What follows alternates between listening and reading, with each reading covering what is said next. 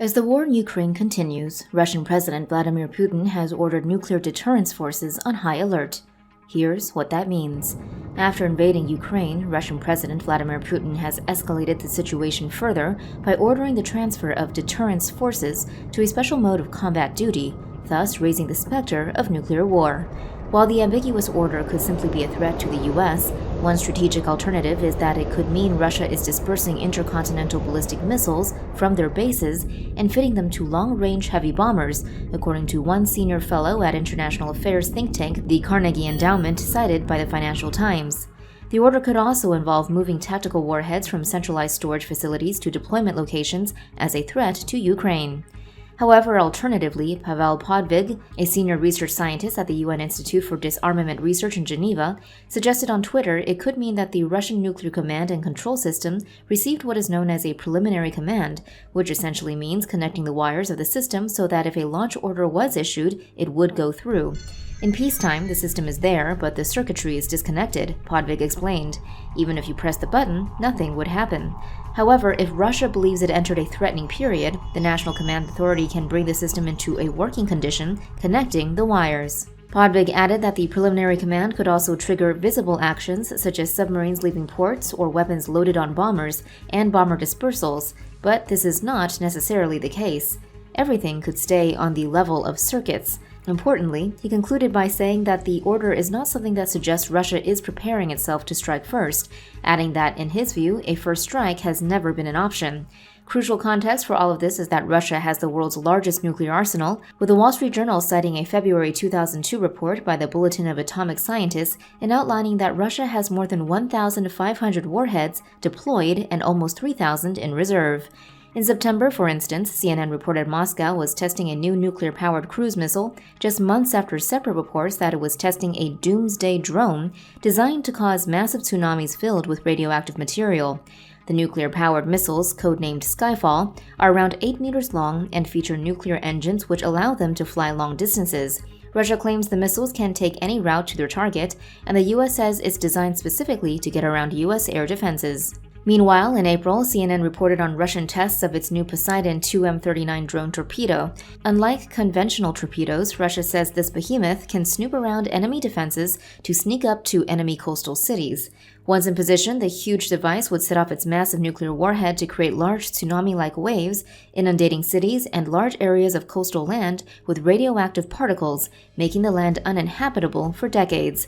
Both the torpedo and missile are part of Russia's drive to modernize its strategic nuclear arsenal.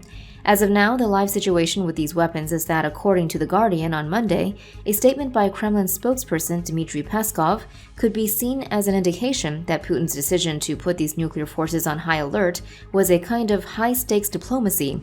Peskov clarified that the decision came in response to various Western warnings there would be collisions and clashes between NATO and Russia.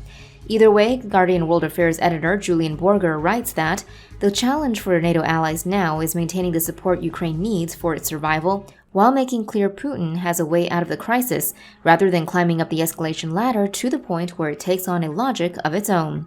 Russia has repeatedly objected to NATO's eastward expansion. However, according to Borger, if, after a series of apparent economic and military blows, the Russian leader has come to see the subjugation of Ukraine as essential to its political survival at home, political off-ramps such as guaranteeing Ukrainian neutrality may now be impossible to negotiate. The Vienna-based International Atomic Energy Agency says it is closely monitoring developments at nuclear-related facilities in Ukraine after Russian forces captured the Chernobyl nuclear plant after a fierce battle with Ukrainian National Guards protecting the decommissioned site on Thursday, according to Al Jazeera. Infamously, reactor number 4 at Chernobyl exploded on April 26, 1986. The subsequent fire that demolished the reactor building released large amounts of radiation into the atmosphere. Citing the official website of the site's operator, Reuters explains that nuclear waste management and storage remain ongoing at the site, while New Scientist reported a surge in fission reactions around the destroyed nuclear reactor in May last year.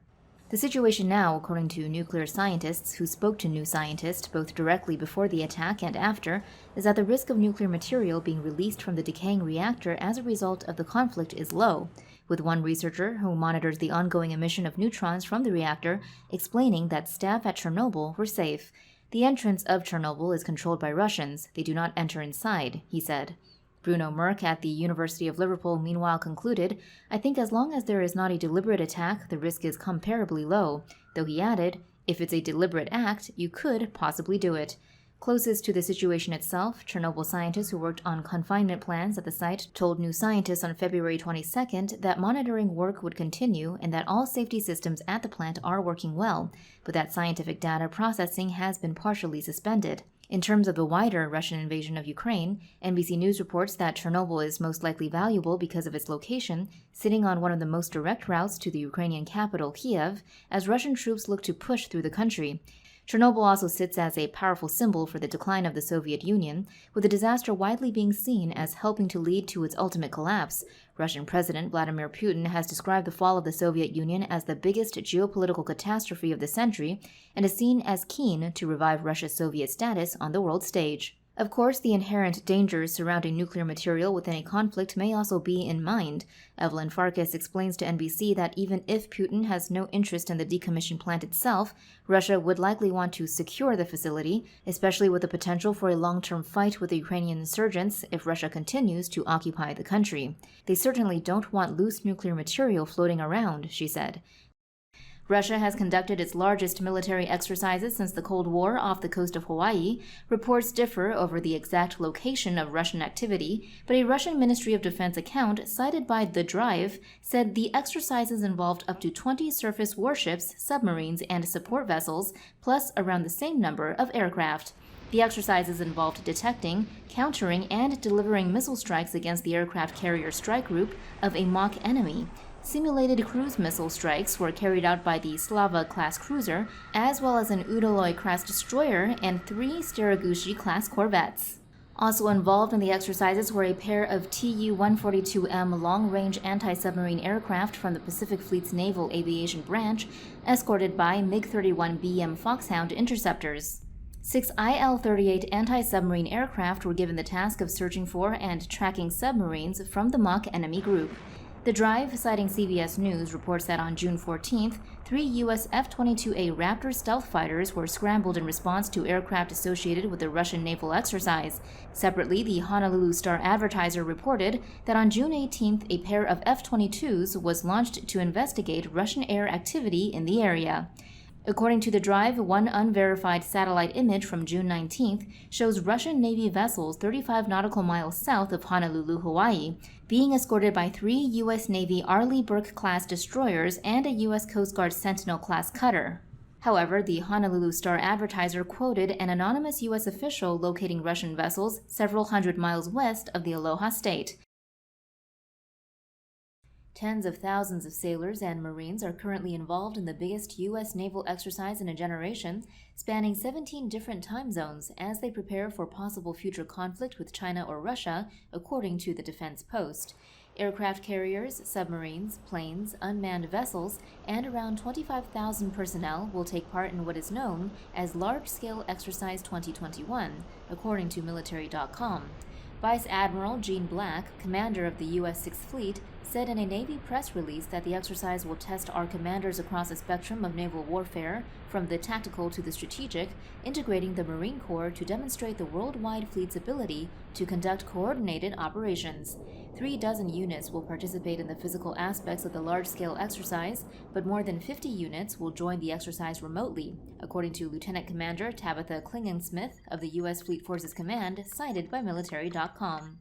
She added that these exercises will use technologies similar to those in video gaming environments to expand the number of participants, connecting units around the globe virtually in order to replicate the scale of possible fighting scenarios in the future. According to James R. Holmes of the U.S. Naval War College, the exercise demonstrates that the U.S. can deny adversaries control of the seas in different areas simultaneously, and in particular the Western Pacific, where it hopes to prevent China from occupying Taiwan.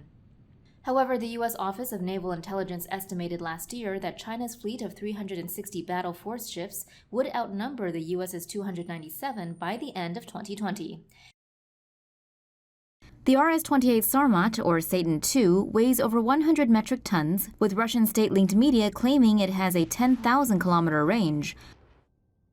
Moscow says the Satan II is capable of destroying an area the size of Texas. The RS-28 Sarmat is equipped with multiple hypersonic warheads, MIRVs, to help it evade missile defense systems. Russia says the new missile can carry a payload of up to 15 thermonuclear warheads. For more news animations and explainers, hit the subscribe and bell button to join the TomoNews family. Thanks for watching.